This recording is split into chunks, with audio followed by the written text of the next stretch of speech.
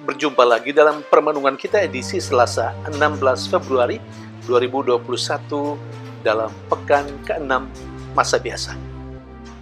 Bacaan-bacaan liturgi hari ini, bacaan yang pertama dari kitab Kejadian bab 6 ayat 5 sampai 8, dilanjutkan dengan bab 7 ayat 1 sampai 5 dan ayat 10. Dan bacaan Injil diambil dari Injil Markus bab 8 ayat 14 sampai dengan 21.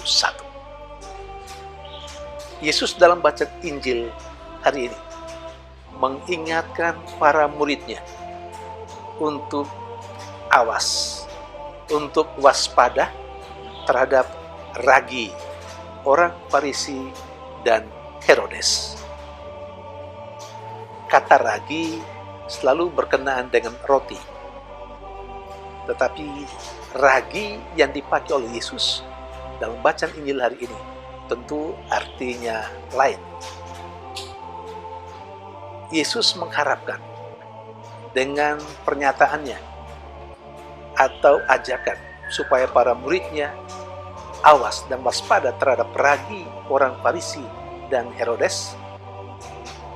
Sebenarnya Yesus mau mengatakan kepada para muridnya untuk menjaga diri supaya tidak terpapar, supaya tidak terjangkit dengan cara hidup orang Farisi dan Herodes. Kita tahu semua bukan bagaimana cara hidup orang Farisi. Orang Farisi secara umum boleh kita katakan memiliki gaya hidup yang penuh dengan kemunafikan. Nah, dengan pernyataan itu, Yesus sesungguhnya mau berkata kepada para muridnya, supaya hidup para murid tidak seperti orang-orang Farisi itu. Hidup para muridnya bukanlah hidup yang penuh dengan kemunafikan. Itu tujuannya. Walaupun dalam bacaan Injil yang sama hari ini, sedikit terjadi miskomunikasi. Sudahlah, poin kita adalah ajakan Yesus kepada para muridnya untuk menjaga diri, untuk membentengi diri supaya tidak terjangkit dengan gaya hidup orang-orang Farisi, gaya hidup yang penuh dengan kemunafikan.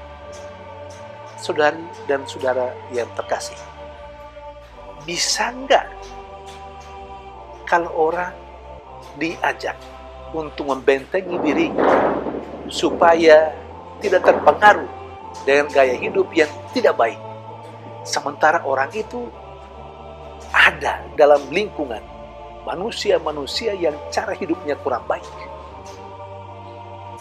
Mungkin banyak di antara kita yang menjadi ragu, tetapi bacaan pertama hari ini memperlihatkan kepada kita bahwa sebenarnya bisa orang baik secara pribadi maupun dalam kelompok, misalnya sebuah keluarga, mereka bisa membentengi diri dari cara hidup yang kurang baik, yang kurang berkenan pada Allah, sekalipun mereka hidup di tengah atau di lingkungan orang-orang yang pada umumnya hidupnya kurang baik di hadapan Allah.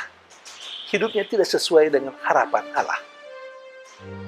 Bacaan pertama memperlihatkan ada sebuah keluarga, yakni Nuh dan keluarganya. Ketika banyak orang Yahudi hidup dalam kegelapan, hidup yang tidak sesuai dengan harapan Allah sendiri, hidup dengan melakukan kesalahan dan dosa-dosa, ternyata Nuh dan keluarganya tetap menjadi sebuah keluarga yang berkenan pada Allah, karena mereka tidak terpengaruh dengan cara hidup orang lain pada umumnya dalam lingkungan kehidupan mereka saat itu. Kita tahu cerita bagaimana Nuh dan keluarganya akhirnya selamat dari air bah.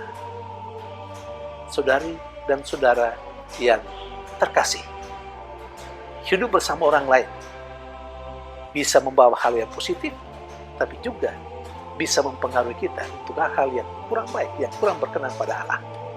Ketika kita hidup dalam lingkungan yang baik, kita pasti dengan sendirinya akan menjadi orang baik.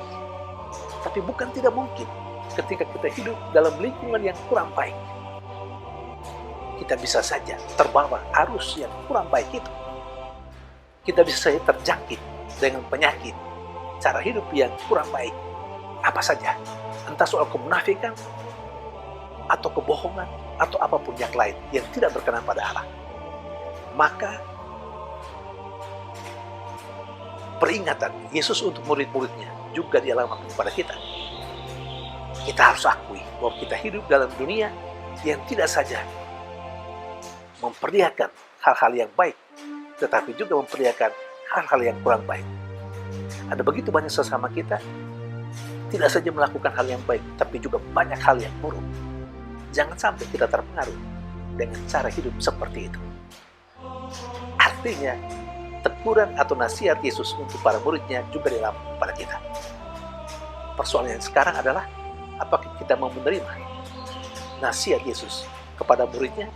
Juga kita harus akui itu juga ditujukan untuk kita. Dan yang kedua, bukan tidak mungkin orang masih bisa membentengi dirinya dengan tetap mempertahankan kehidupannya yang baik di hadapan Tuhan, sama seperti Nuh dan keluarganya, sekalipun hidup dalam lingkungan yang pada saat itu melakukan kejahatan-kejahatan, hidup yang tidak berkenan pada Allah. Tapi Nuh dan keluarga masih bisa membentengi dirinya. Jadi dia tidak terpengaruh dengan cara hidup orang lain. Saya kira hal yang sama juga bisa menjadi contoh bagi kita. Bisa saja lingkungan di sekitar kita memperlihatkan cara hidup yang kurang baik, yang kurang jujur, tidak bersaudara. Lebih baiklah kita membentengi diri dengan hal-hal yang rohani, tentu yang berasal dari Tuhan sendiri, supaya kita mampu mengatasi, atau tegasnya kita tidak akan pernah terjangkit dengan cara hidup yang kurang baik dengan lingkungan yang ada di sekitar kita. Kalau orang suka korupsi, kita tidak mesti korupsi. Kalau orang suka berbohong, suka melakukan hal-hal yang sifatnya omong kosong, hoax, kita tidak perlu terjangkit dengan hal-hal seperti itu. Kita tidak perlu ikut arus dengan cara hidup yang kurang baik. Nah, penting bagi kita membentengi diri, dan benteng yang paling kokoh dan kuat supaya kita bebas dari cara hidup yang kurang baik adalah ketika kita tetap ada dalam bersama dengan Tuhan, ketika Roh Tuhan selalu menuntun hidup kita.